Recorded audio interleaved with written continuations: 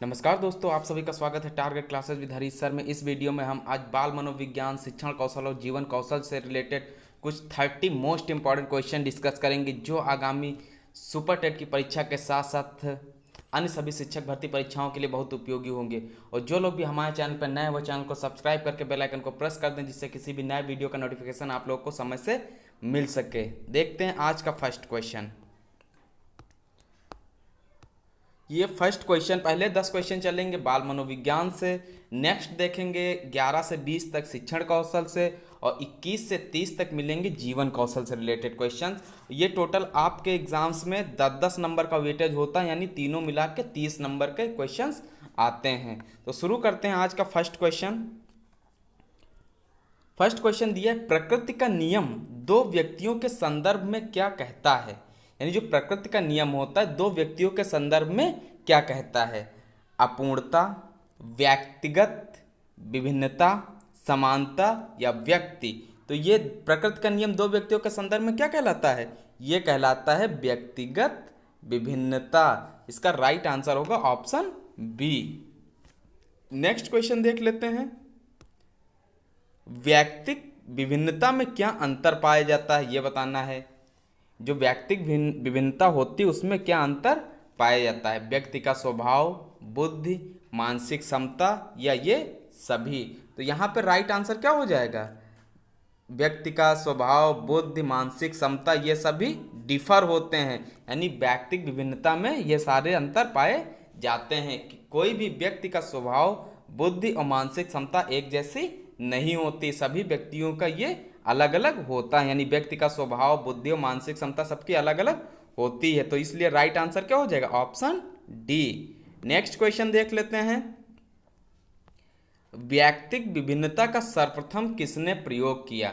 जो व्यक्तिक विभिन्नता थी उसका सर्वप्रथम किसने प्रयोग किया था? गाल्टन, स्किनर, फ्रायड या पियाजे। तो ये व्यक्तिक विभिन्नता का सबसे पहले प्रयोग किसने किया था? ये किया था गाल्टन महोदय ने। इसका ए ऑप्शन राइट हो जाएगा। नेक्स्ट क्वेश्चन देख लेते हैं, क्वेश्चन नंबर 4। भाषा के आधार पर व्यक्तिक विभिन्नताएं, जो भाषा के आधार पर व्यक्तिक भिन्नताएं या विभिन्नताएं किस प्रकार की होती हैं? विकास दर का कम होना, विकास दर का निश्चित होना, मानसिक क्षमता या इनमें से कोई नहीं। तो भाषा के आधार पर व्यक्तिक भिन्नताएं किस प्रकार की होती हैं? तो ये होती हैं विकास दर का निश्चित होना, यानी विकास दर क्या होनी चाहिए? निश्चित होनी चाहिए। भिन्नताएं होती हैं, व्यक्तिक भिन्नताएं भाषा के आधार पर होती हैं। बी ऑप्शन यहाँ पे राइट होगा। नेक्स्ट क्वेश्चन देखते हैं।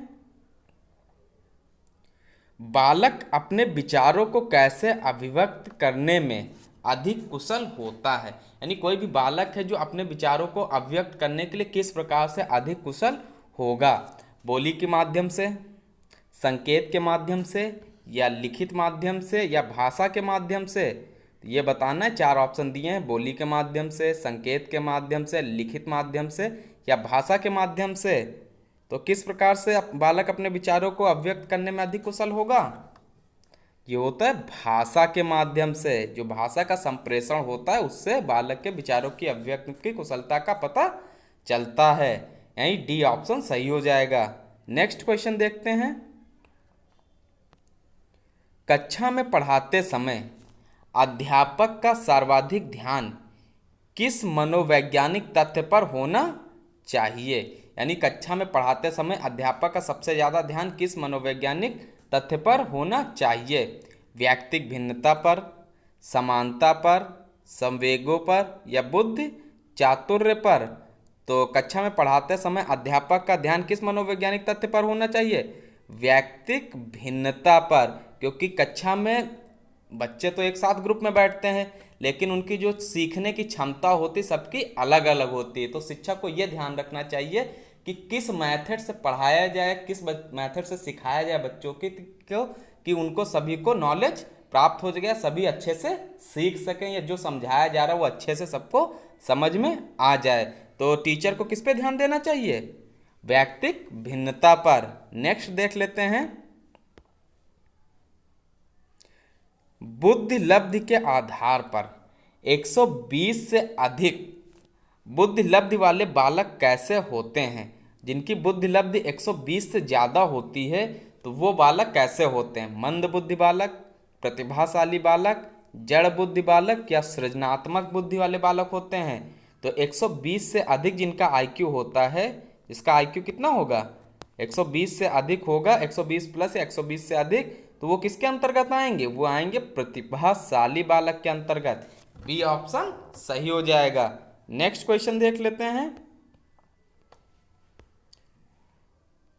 बुद्धि लब्धि आईक्यू परीक्षण के आधार पर बालक को कितनी श्रेणी में रखा जाता है? जो बुद्धि लब्धि आईक्यू होता है उसके परीक्षण के आधार पर बालक को कितनी श्रेणियों में रखा गया है?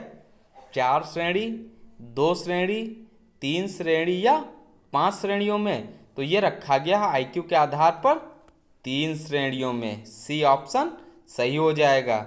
नेक्स्ट क्वेश्चन नंबर 9 देख लेते हैं। क्या निम्न स्तर के आर्थिक एवं सामाजिक समूह में रहने वाले बालक की बुद्धि लब्धि निम्न होती है?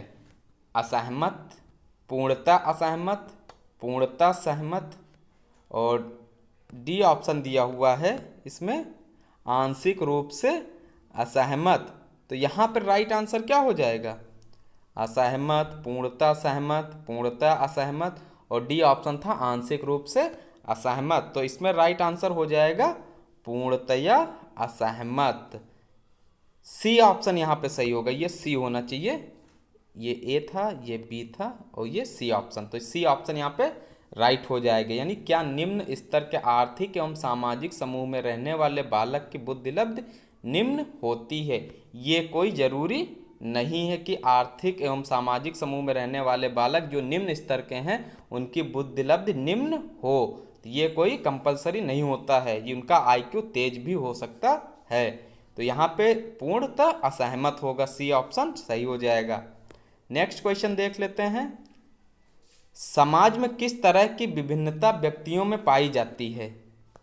जातिगत भिन्नता, नस्ल संबंधी भिन्नता, लैंगिक भिन्नता या ये सभी? तो समाज में किस तरह की विभिन्नता व्यक्तियों में पाई जाती है? ये पाई जाती जातिगत भिन्नता, नस्ल संबंधी भिन्नता और लैंगिक भिन्नता। यानी राइट आंसर क्या हो जाएगा? ऑप्शन नंबर डी हो जाएगा। ये 10 क्वेश्चन 10 नंबर में आते हैं बाल मनोविज्ञान से। नेक्स्ट क्वेश्चन देखेंगे शिक्षण कौशल से रिलेटेड, जो 11 से 20 तक होंगे वो भी कितने नंबर में आएंगे? 10 नंबर में। और उसके बाद नेक्स्ट मिलेगा जीवन कौशल जो आता है 10 नंबर में। यानी टोटल यहाँ पे हम लोग 30 नंबर के क्वेश्चंस देखेंगे। तो नेक्स्ट क्वेश्चन देखते हैं, क्वेश्चन नंबर 11। शिक्षण विधि क्या है? ये बताना है कि शिक्षण विधि क्या है। शिक्षक द्वारा शिक्षार्थी को ज्ञान देने की विधि, शिक्षक द्वारा विद्यार्थियों का निरीक्षण करना, शिक्षक द्वारा विद्यार्थियों को सहायता प्रदान करना या उपरोक्त सभी? तो शिक्षण विधि क्या है? शिक्षक द्वारा विद्यार्थियों को ज्ञान देने की विधि। यानी शिक्षण विधि क्या होती है? शिक्षक के द्वारा शिक्षार्थी या विद्यार्थी को ज्ञान देने की विधि ही शिक्षण विधि कहलाती है। नेक्स्ट देख लेते हैं। प्रायः युक्तियों को क्या मान लिया जाता है? जो युक्तियां होती हैं उनको क्या मान लिया जाता है? परीक्षण विधि, आगमन विधि, निगमन विधि या शिक्षण विधि? तो प्रायः युक्तियों को क्या मान लिया जाता है? ये मान लिया जाता है शिक्षण विधि। डी ऑप्शन सही होगा। अगर पूछ लिया जाए प्रायः युक्तियों को क्या माना जाता है, तो ये माना जाता है शिक्षण विधि। नेक्स्ट क्वेश्चन देखते हैं। पाठ्य विषय वस्तु को प्रस्तुत करने के लिए कितने प्रकारों का उपयोग होता है? 2, 3, 4 या 5? जो पाठ्य विषय को प्रस्तुत करने के लिए कितने प्रकारों का उपयोग किया जाता है? ये किया जाता है 2 प्रकार। यानी जो पाठ विषय को प्रस्तुत करने के लिए कितने प्रकार यूज किए जाते हैं? 2 प्रकार यूज किए जाते हैं। नेक्स्ट क्वेश्चन देख लेते हैं। आगमन विधि क्या है? छात्र को तथ्यों तथा घटनाओं का निरीक्षण करना, विशिष्ट उदाहरण द्वारा सिद्ध करना, वाक्य सिखाकर सिद्धांत निर्माण करना, संश्लेषणात्मक परीक्षण करना। तो आगमन विधि क्या है? छात्र को तथ्यों तथा घटनाओं का निरीक्षण करना। अगर पूछ लिया जाए आगमन विधि क्या होता है, तो छात्र को तथ्यों तथा घटनाओं का निरीक्षण करना ही क्या कहलाता है, आगमन विधि कहलाता है। और एक पूछा जाता वर्धा योजना या बेसिक शिक्षा योजना, ये किसके द्वारा प्रतिपादित की गई थी, तो ये वर्धा योजना बेसिक शिक्षा योजना ये सबसे पहले किसके द्वारा प्रतिपादित की गई थी, महात्मा गांधी के द्वारा। ये क्वेश्चन बहुत पूछा जाता है, वर्धा योजना किससे रिलेट करती है, तो ये महात्मा गांधी के द्वारा प्रतिपादित की गई थी। नेक्स्ट क्वेश्चन देख लेते हैं, किस विधि में छात्रों को जांच या पुष्टि के लिए उदाहरण दिए जाते हैं, यानी कौन सी विधि है जिसमें छात्रों को जांच या पुष्टि करने के लिए उदाहरण दिए जाते हैं, आगमन विधि, निगमन विधि, संश्लेषणात्मक विधि या दृष्टांत विधि। कौन सा राइट हो जाएगा, यानी कौन सी विधि है जिसमें छात्रों की जांच या पुष्टि करने के लिए उदाहरण एग्जाम्पल्स दिए जाते हैं, तो ये दिए जाते हैं निगमन विधि में। ये किसमें दिए जाते हैं उदाहरण, निगमन विधि में। छात्रों की जांच या पुष्टि करने के लिए निगमन विधि में एग्जाम्पल्स दिए जाते हैं। नेक्स्ट क्वेश्चन देखते हैं, किस विधि में सामान्य से विशिष्ट या सामान्य उदाहरण द्वारा जांच को सिद्ध किया जाता है, यानी कौन सी विधि है जिसमें सामान्य से विशिष्ट या सामान्य उदाहरण द्वारा जांच को सिद्ध किया जाता है, संश्लेषणात्मक विधि, विश्लेषणात्मक विधि, निगमन विधि, और डी ऑप्शन दिया हुआ है वस्तु विधि। किसमें सामान्य से विशिष्ट की ओर चलते हैं, तो ये होता है निगमन विधि में, सी ऑप्शन सही हो जाएगा। यानी अगर पूछा जाए किस विधि में सामान्य से विशिष्ट की ओर चलते हैं या सामान्य से विशिष्ट की ओर किस विधि का उदाहरण प्रस्तुत किया जाता है, तो ये प्रस्तुत किया जाता है निगमन विधि में। नेक्स्ट क्वेश्चन देखते हैं 17, किस विधि द्वारा अमूर्त को मूर्त बनाने का प्रयास किया जाता है, यानी जो अमूर्त होता है उसको मूर्त बनाने का प्रयास किस विधि के द्वारा किया जाता है, वस्तु विधि, दृष्टांत विधि, शिक्षण विधि या निगमन विधि। तो अमूर्त को मूर्त बनाने का प्रयास किया जाता है निगमन विधि के द्वारा, डी ऑप्शन राइट होगा।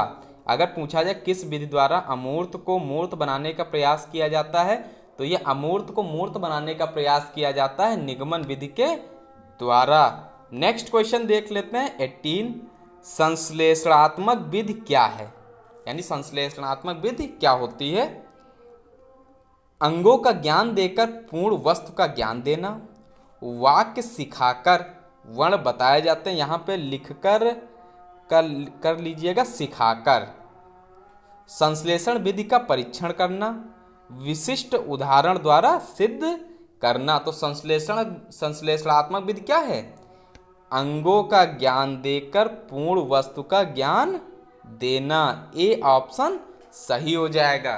तो आप लोग भी देखते जाइएगा कि आप लोग के कितने क्वेश्चन सही होते हैं। तो संश्लेषणात्मक विधि क्या होती है, अंगों का ज्ञान देकर पूर्ण वस्तु का ज्ञान देना।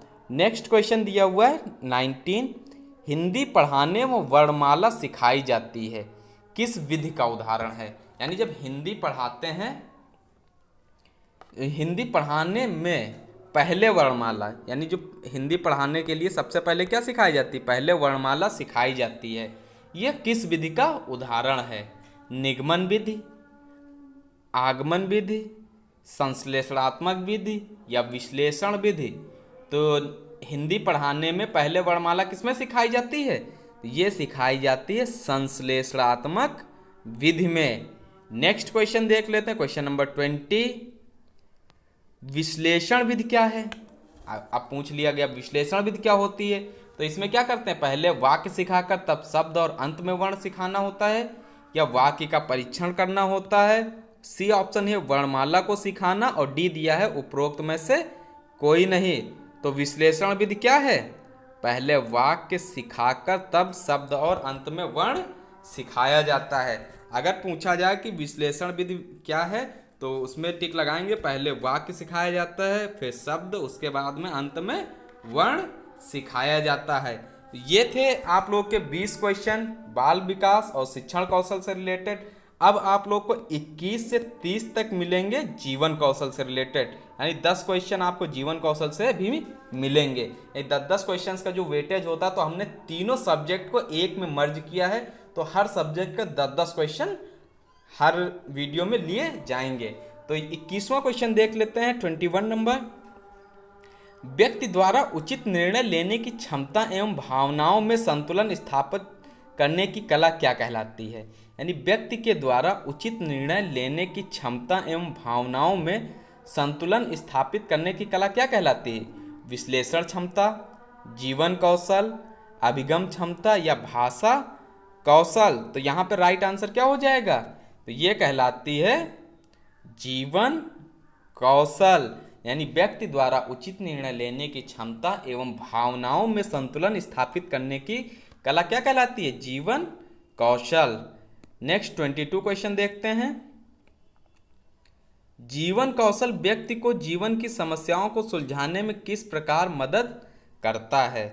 जीवन कौशल व्यक्ति को जीवन की समस्याओं को सुलझाने में किस प्रकार मदद करता है? उचित प्रबंधन हेतु ज्ञान प्रदान कर, समावेशी शिक्षा का निषेध कर, आत्मबोध के लक्षणों से परे होकर, और डी दिया हुआ रचनात्मक सोच को त्याग कर। तो जीवन कौशल व्यक्ति को जीवन की समस्याओं को सुलझाने में किस प्रकार मदद करता है? तो ये करता है उचित प्रबंधन हेतु ज्ञान प्रदान कर। ए ऑप्शन राइट हो जाएगा, यानी उचित प्रबंधन हेतु ज्ञान प्रदान कर जीवन कौशल व्यक्ति को जीवन की समस्याओं को सुलझाने में मदद करता है। 23rd क्वेश्चन देखते हैं। दैनिक जीवन में निर्णय लेने में मदद करना जीवन कौशल की कौन सी विशेषता है? संवेदनात्मक सोच की, संतुलनात्मक सोच की, सी ऑप्शन है विश्लेषणात्मक सोच की या निषेधात्मक सोच की। तो ये क्वेश्चन दिया था, दैनिक जीवन में निर्णय लेने में मदद करना जीवन कौशल की कौन सी विशेषता है? तो ये है विश्लेषणात्मक सोच की। सी ऑप्शन यहाँ पे राइट हो जाएगा, यानी दैनिक जीवन में निर्णय लेने में मदद करना जीवन की विश्लेषणात्मक सोच की विशेषता है। नेक्स्ट क्वेश्चन देखते हैं 24। जीवन कौशल की कौन सी विशेषता मानव के स्वयं के तनाव और परेशानियों को दूर करने के साथ साथ दूसरों की समस्या को भी समझने में मदद करती है? आत्मसम्मान, आत्मशिक्षण, समायोजित शिक्षा या आत्म जागरूकता? ये किस में मदद करती है? आत्म जागरूकता। यानी जीवन कौशल की कौन सी विशेषता मानव के स्वयं के तनाव और परेशानियों को दूर करने के साथ साथ दूसरों की समस्या को समझने में मदद करती है? आत्म जागरूकता। डी ऑप्शन सही होगा। नेक्स्ट क्वेश्चन देखते हैं 25। रचनात्मक सोच व्यक्ति की किस प्रकार से मदद करती है? जो रचनात्मक सोच होती है वो व्यक्ति की किस प्रकार से मदद करती है, ये बताना है। ए ऑप्शन दिया है, यह व्यक्ति में शिक्षा का विकास करती है, व्यक्ति का शारीरिक विकास बोध करके, व्यक्ति में नए और भिन्न तरीके से कार्य करने का मार्ग प्रशस्त करके, और डी दिया हुआ उपरोक्त में से कोई नहीं। तो रचनात्मक सोच व्यक्ति की किस प्रकार मदद करती है? व्यक्ति में नए और भिन्न तरीके से कार्य करने का मार्ग प्रशस्त करके। 26 क्वेश्चन देखते हैं। जीवन कौशल की मुख्य विशेषताएं क्या हैं? ये बताना है कि जीवन कौशल की मुख्य विशेषताएं कौन कौन सी होंगी। आत्म जागरूकता, रचनात्मक सोच, सहानुभूति या ये सभी। तो जीवन कौशल की विशेषताएं कौन कौन सी होंगी? आत्म जागरूकता होगी, रचनात्मक सोच होगी, सहानुभूति होगी, यानी उपरोक्त सभी। डी ऑप्शन क्या होगा? सही हो जाएगा। Question number 27। और जहां भी आपको डिटेल होगी क्वेश्चन में, तो वहां पे हम आप लोगों को डिटेल अवश्य प्रोवाइड कराएंगे। दूसरे व्यक्ति को आहत किए बगैर अपनी राय व्यक्त करने की कला क्या कहलाती है? यानी किसी दूसरे व्यक्ति को आहत किए बगैर यानी परेशान किए बिना अपनी राय व्यक्त करने की कला क्या कहलाती है? निष्प्रभाव कला, संप्रेषण कला, प्रभावी संप्रेषण या संप्रति संप्रेषण? इंपॉर्टेंट क्वेश्चन है। तो ये कहलाती है प्रभावी संप्रेषण। सी ऑप्शन राइट होगा। नेक्स्ट क्वेश्चन देखते हैं, क्वेश्चन नंबर 28।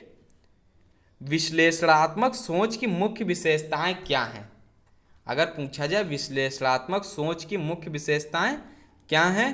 दैनिक जीवन में निर्णय लेने में मदद करना, सही एवं गलत निर्णय लेने में मदद करना, समस्या को सुलझाने में मदद, यानी उपरोक्त सभी, डी ऑप्शन क्या हो जाएगा? सही हो जाएगा। विश्लेषणात्मक सोच की मुख्य विशेषताएं ये सभी हैं। क्वेश्चन देख लेते हैं 29। आत्म जागरूकता के मुख्य 4 तत्व कौन से हैं? स्वयं को जानने से बेहतर दूसरों को जानने का प्रयास करना, संबंधों को मजबूत करना, अच्छा संवाद स्थापित करना, या तनाव से बाहर आना। तो आत्म जागरूकता के मुख्य 4 तत्व कौन कौन से हैं? ये हैं स्वयं को जानने से बेहतर दूसरों को जानने का प्रयास करना। ए ऑप्शन यहाँ पे राइट हो जाएगा। अगर आत्म जागरूकता के मुख्य 4 तत्व पूछा जाए तो उसमें से एक तत्व है स्वयं को जानने से बेहतर दूसरों को जानने का प्रयास करना। नेक्स्ट क्वेश्चन देख लेते हैं, question number 30 and last question आज का।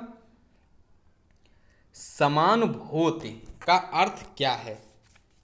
खुद की परेशानियों को समझना, दूसरे व्यक्ति से अच्छे संबंध स्थापित करना, सी ऑप्शन दिया हुए संवादों को नए आयाम प्रदान करना, या दूसरे व्यक्ति की अनुभूतियों को समझना। समानुभूति का अर्थ क्या होता है?